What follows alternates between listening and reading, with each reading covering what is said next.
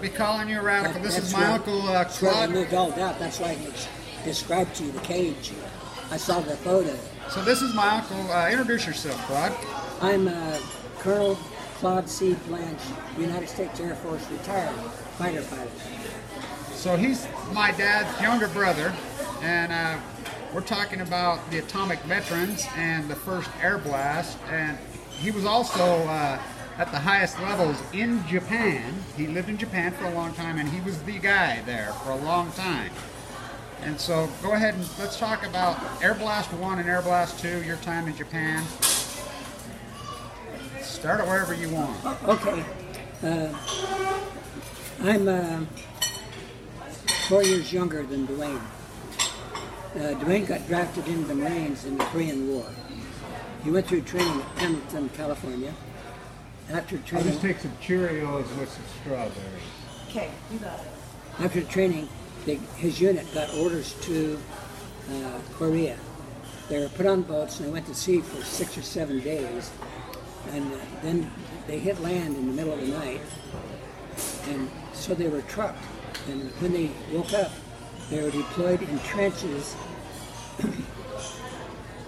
about 1,000 yards back from Airburst 1. The Marine Brigade and all of their equipment, the guns, the tanks, the trucks, everything was deployed around Airburst 1. So Airburst 1, they were taught that all they had to do to get rid of the nuclear radiation effects was take a shower. That's true of the beta particles, but they're large, they stick to you. It's not true of the gamma, they just keep going, they go right through you. So they were misinformed destroyed. They're deployed in the trench, so Airburst 1 goes off, and so they're not physically harmed. But, you get the light waves, which travel at the speed of light first. They zip through you, and the shock waves travel at the speed of sound. So it's several seconds after the light hits you that you get the shock wave. My dad told me, Claude, he says he could see his hands, his bones through his hands. That's Airburst 2. Airburst 2, okay. And so it all settles down. They then were taken up out of the trench, and people with monitoring equipment took them forward towards the ground zero. And about halfway to ground zero, it got so radiation hot that they stopped and retreated out. Then they were examined and they were all taken back to Camp Pendleton, where they received training and care, and they did Marine things for about 6 months. I went too fast. They tried to decontaminate the equipment. They could not decontaminate the equipment. It was loaded on ships and taken out to sea and dumped in the ocean. That's how it was disposed of, according to my brother. I remember he had the highest clearance you can have in the Pentagon. He was stationed at the Pentagon, right, Claude? Oh yeah. And he researched this, and this is... Yeah. And so then they did some things in camp, and Dwayne had a lantern explode in his face, and he inhaled some of the fumes and fire, and he damn near died from it. His heart actually stopped from that. So he recovered from that, and it's another 3 months later. This same unit was then deployed in the desert around Airburst 2. In Airburst 2, they were deployed about a mile back from the ground zero, and they were just in their uniforms and their helmets and their equipment and wearing gloves, and they were laid on the desert floor. Now, the desert floor is not level, so they'd find any kind of low place that could be low and sort of sheltered from the effects. So ground burst 2 goes off. Oh, thank you.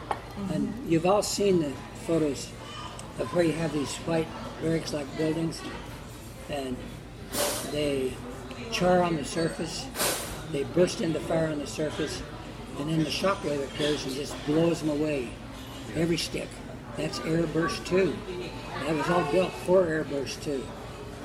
Military is trying to decide if a military unit could sustain a nuclear detonation and still fight. Not if they would live or not, could they still fight? Was the purpose of these tests. Now, Digger told me, and you've confirmed this, that when they were right there, he says they had men in cages right there. That I don't know about the mini cages. I know about the one that's part of the way towards the ground zero. Okay.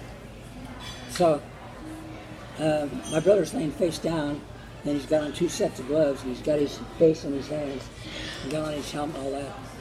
When the detonation went off, he said he could see all the bones in his own hands. That's how much radiation there was. Later in life, when he died, the doctors found out that many of the nerves on the left side of his body, which was towards the airburst, were dead. And then he died of acute melanoma leukemia at the age of 60 due to nuclear radiation. So anyway, it goes off. They have all these effects that take place. Wells Fargo said they could build a structure that nothing could bust. So they built a concrete reinforced structure, I don't know, it's like 15 feet thick, dome shape. And when the blast was over, that just had rebar sticking all over in the air. It just blew it apart. Disintegrated it. After this dies down, again they were taken off the desert floor, and they were marched forward toward the ground zero. As they're marching forward, they come to a steel cage that's probably 20 by 30 in size, 8 feet tall. And in that steel cage is maybe between 30 and 40 male men. And some are laying on the ground, some are sitting, some are standing, holding on the bars, that kind of stuff. And they marched past that cage. And Dwayne told me about this. When I was in the Pentagon in 1976, I did a lot of digging into the files that they would let me dig into, and I saw the photograph of this cage. Just exactly like he had described it. Yeah. So they'd taken this, many men, wherever they came from, who knows, that they were purposely killed in this airburst too. And again, when they got in a little ways, it was too hot, and so they extracted out. Then Dwayne goes back to Pendleton, and after a few months, he got assigned to Clearfield Depot here in Utah. And I was working in Clearfield in landscaping and cutting lawns and stuff at the time. So you were just a kid, right? Teenager? Yeah, I'm 17 years old or something. Still not out of high school. And and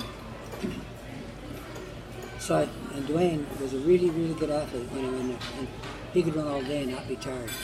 Yeah. When he got out of the Marines, he couldn't walk 100 yards, he had to sit down and rest. That's what it did to him physically. And he recovered from that quite a lot, as I found. So let's talk about, as far as athletic ability goes, I think, Claude was a marquee athlete, big time. Talk about, he almost had the world record in the javelin. He was a decathlete at b.y.u. He was the guy here. He's probably one of the, best athletes that ever come out of the freaking state of Utah. Tell him about the first time you ever threw the javelin at Weber High School.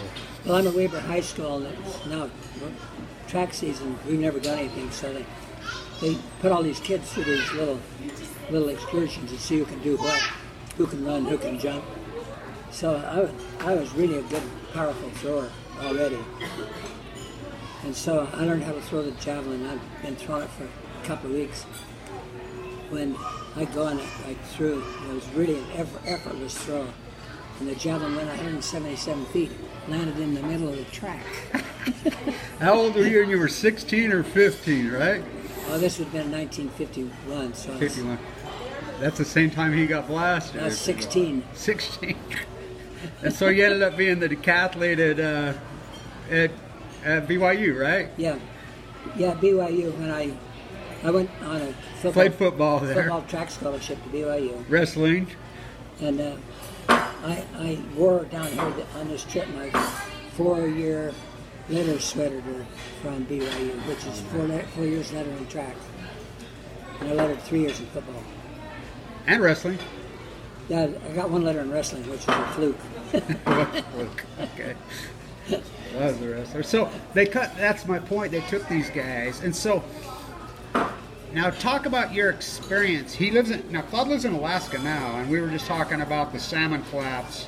Tell your story about the salmon collapse going on up there. And he's lived in Alaska for a long, and he's a native Utah. We're 7th generation. I'm 7th generation. We're native right here where we live. Our grandparents' farm's right here where Jeremiah is in what we call Marriott, Utah now. We're native here, Yeah. We go all the way back.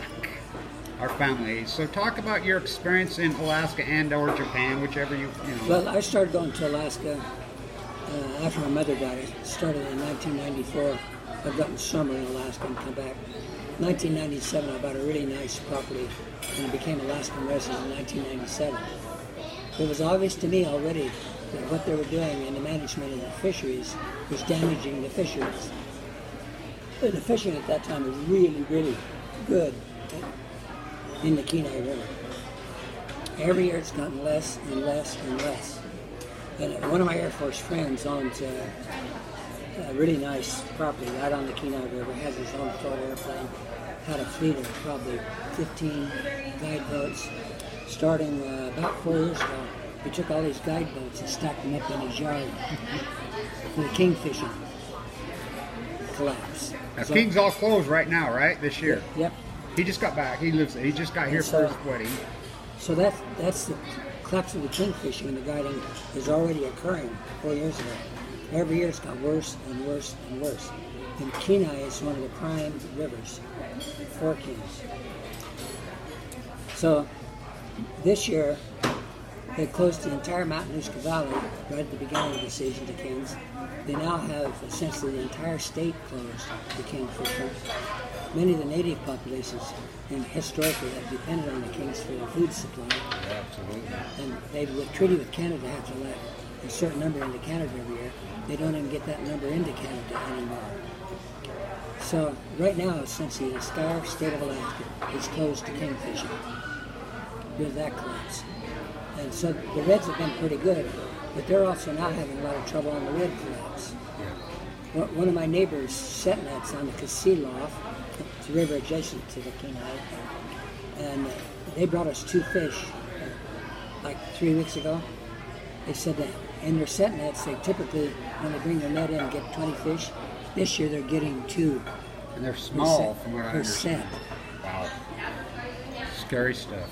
And these are reds, not Yeah. kings, these are reds. Yeah. So there's also now a red collapse occurring. Nightmare. So talk about your experience in Japan and what you did when you were in Japan, as far as what your role was with the Air Force in Japan. Well, I graduated from Royal Air Force Staff College, and I was supposed to spend 2 more years at the Royal Air Force. There had been a requirement for an officer who was very highly qualified in air defense, a recent graduate of Staff College, and to be the air advisor to the Japanese Air Force. They had the MacArthur Military Assistance Group, which was the largest in the world, had pared down, to where they were going to terminate the entire MAG group. They had functions they couldn't terminate, so they formed a 4-man office. There was an Army Lieutenant Colonel who had to be a linguist, had to be able to fluent Japanese, then an Air Force Major, which was me, a Navy Lieutenant Commander, which was Ed McCune, and an Army Major to take care of the residual functions of the MacArthur Peace Treaty. So that was my job in Japan, was to take care of the Japanese. So I spent 3 years essentially living with the Japanese military. Had lots of super good conversations, told lots of things that were never revealed to the Americans in time. The Japanese would have had an atomic weapon, except that 2 submarines that were bringing the materials from Germany were sunk by the fortunes of war, man. Wow. Those submarines hadn't been sunk. The Japanese would have had a nuclear weapon before we did, or at the same time. So tell me this, as far as we were talking about the docket you got on, of course, the so-called intelligence, American intelligence, whether you call it CIA, the whatever things, whatever. Talk a little bit about what you know as far as who was really running the show in Japan as far as American intelligence. I don't know very much about intelligence, but the whole staff was still controlled by MacArthur. I see. Even after he died, everything was known as MacArthur. I see. MacArthur and his staff individually wrote the Constitution that Japan lives under still today. Nice. The Yalta by the Sea Agreement Constitution. They gave Japanese women rights. they gave Japanese women the right to vote, which was very, very reverse of Japanese society at the time. Absolutely. Yeah. And so MacArthur brought Japan out of the feudal ages into the modern age. So tell me this. So as far as go ahead. Okinawa was still administered by the U.S. military.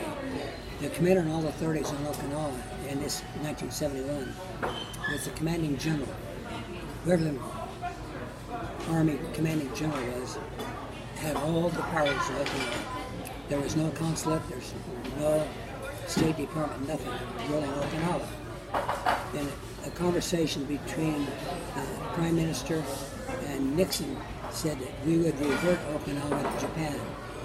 I was appointed as a military officer to revert all of the defense, Army, Navy, Air Force, all those functions to Japan. And so that's what I did for almost the next year. I produced a document about the size of this, the face of a newspaper, and it was divided in 2 lines. And it was what would occur through time over the next 2 years. That was produced and it went to every responsible military and governmental agency in the United States and Japan. And that was used to finish Okinawa. I was considered to be prophetic. It wasn't that, I just said, if the Prime Minister and the President said this is going to happen, it's going to happen. And then I backed it up. So now, when you was at b.y.u as the student athlete, tell us what your GPA was there. My GPA, there's a little bit more involved in it. You were going to be a chemist, right? And then you were studying I chemistry. was studying pre-med. Oh, pre-med. And then a major in chemistry. So at that time in Utah, if you're an athlete, you are not released from your athletic commitments for a mission. So none of the athletes went on missions in my time.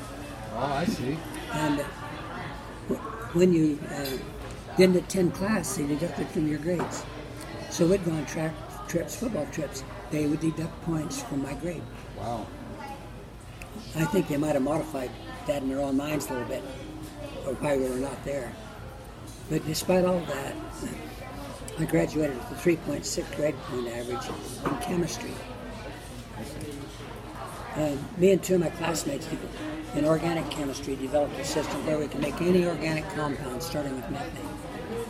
And that was one of the questions on the test I remember at manufacturing was to manufacture this compound.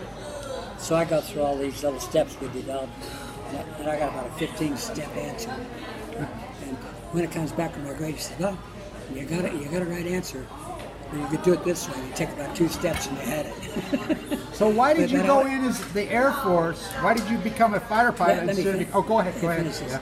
So then my professor called me in, and he says, "I'm really impressed with your thinking. You ought to become a scientist." Out of that. And you became the fighter pilot instead. Yeah. But it goes back to high school. It's Korean War.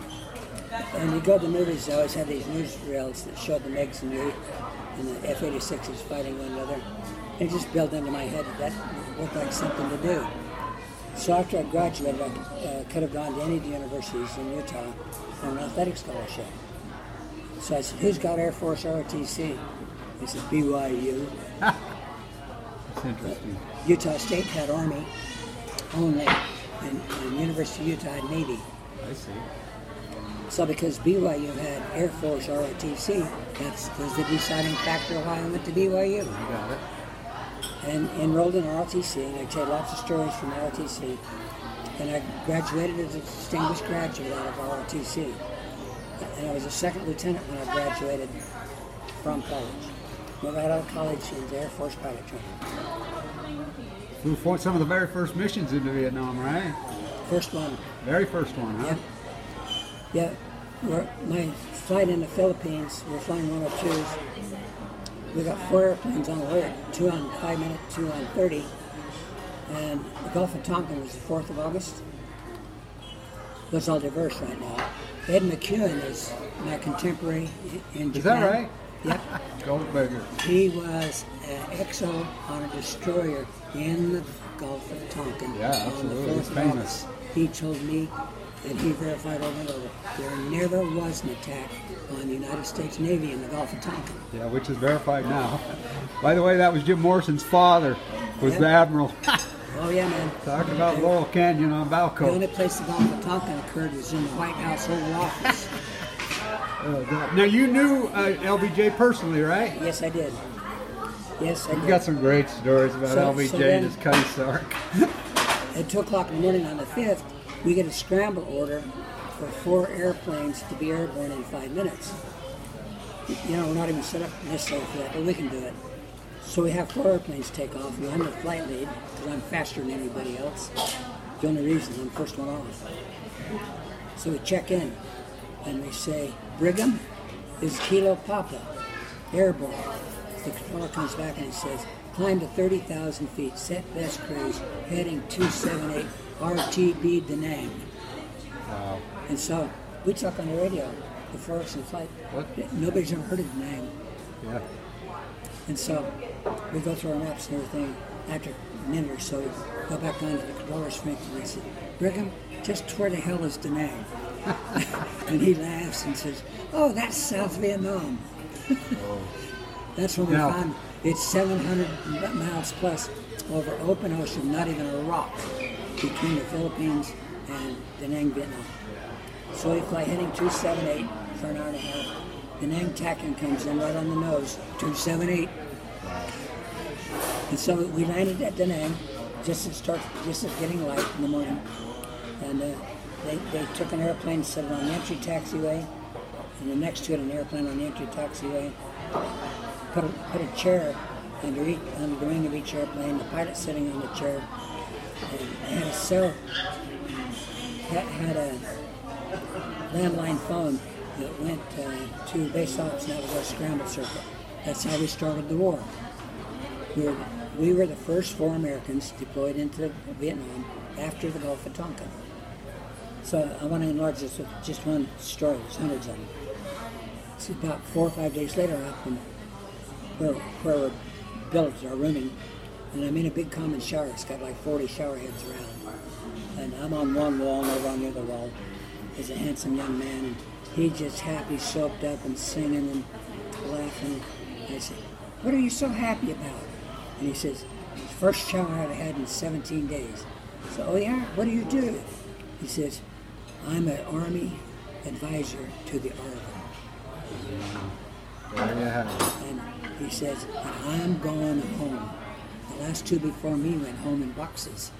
That's when I learned we were in a war. In the shower in Da Nang. Amazing story. So, now back to BYU. Now, our aunt, who's the English grade professor, she's our Claude's auntie, which is, her name's May Blanch. Was she at BYU when you were there? Yep. So, I didn't have any classes from her or anything. But later, after I was out of the Air Force, I'd go down to I'd go into her office, knock on her door, and show her I'd leave a note. She was there. I'd talk to her. she was fantastic. And then a little bit later than this, she became the head of the language department at BYU. Yeah. She was fantastic. She lived to be 99. But so my dad, okay, died of AML leukemia. Then I get it. Humanities. I get it. Now they say, so Claude did a lot of work for me. You know, we sued, we went crazy trying to find out because, you know, here I am, his son, and when Claude found out I had AML leukemia, was given 2 months to live, he's like, oh, they have the data. So we know, as I call us, the children of the atomic veterans, now we're getting it. Yep. You know, and so from San Onofre, they love to use the San Onofre Marines, you know, and so it's pretty amazing how this is in plain sight and the government has the information. And so Claude, when I was younger, he says, Kevin, he says, you do know every time you go to the doctor, the government's freaking watching everything that happens to you. So when I got leukemia, here comes a government official in my room. And I mean, I'm quarantined at LDS bone marrow transplant, given 2 months to live. And Vincent Hansen stepped in, who's a friend of our family's. And he stepped in, and so here comes a government official with a packet. He says, "You need to fill this out." I'm like, "What's this?" "You should have seen this packet." And he stood there while I filled it out, and it was every single question, and it was a big, thick packet. It was my father's experiences, my experiences, blah, blah, and most of the answers were already in the docket. They knew everything about me. So I kind of says, I told the guy, I says, "Well, listen, here's the thing I want." I says, "I'll do this and I'll cooperate with you as long as you give me a copy. If you don't give me a copy, I'm not going to do this. I'll throw it. No way." And Fimbo Peterson's from Denmark, he comes in, and then he gave me a lot of political, he gave me a copy. And so he says, "But you cannot keep this copy." Sure. I says, "Can I give it to the doctors? Because I need to live. I'm given 2 months to live. I have MLD. And he agreed to give it to my doctor. So my doctors have a copy of it. LDS has a copy of this docket. And so I asked Fimbo, "Have you ever seen this before?" He says, "Oh yeah. Oh yes." And so he knew, and the government knew. So talk about a little bit about how the government knows about what happened to the atomic veterans and the human experimentation on them and their children. I don't know a lot about that because that's in the super secret stuff. You got to be in the Super category secret to stuff, know. so you can't even I wasn't get to in the it. category. So you couldn't even get to that. No. So this is, just what happened to me. But we have the CIA, which I can tell you lots of stories about the CIA.